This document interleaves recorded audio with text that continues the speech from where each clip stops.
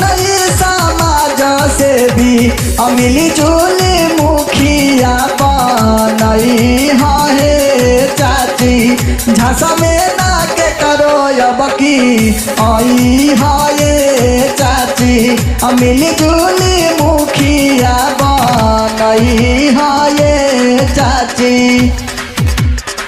गरीबवन के नेता हाथिन सभे के चाहेता हाथिन।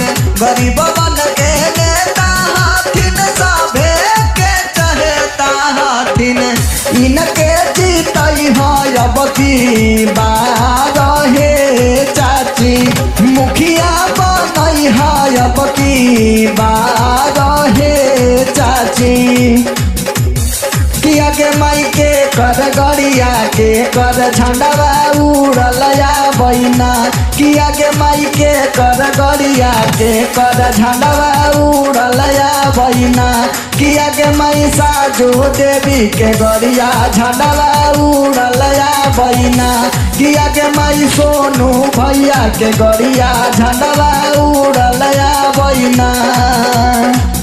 जीतते चुनौआ दीदी करी है ऐसन कामावागे। जीतते चुनौआ दीदी करी है ऐसन कामावागे।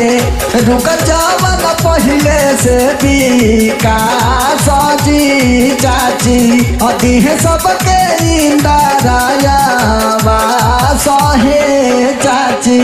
मुखिया बनई है अब की बार हे चाची। साथे सपोटावा में खड़ा हाथिन सोनू सुमित। साथे सपोटावा में खड़ा हाथिन माझी राइटर।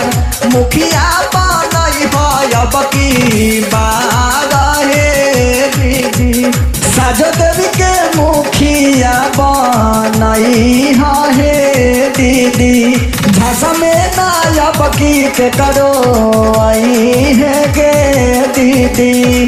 कोई ना कैले ऐसन तरह के दिखाई है जी।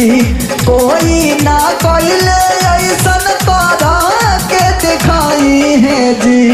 चम चम चमके घर दुआर हे चाची।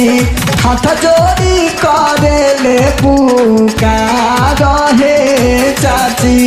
मुखिया बनई है अब की बार हे चाची।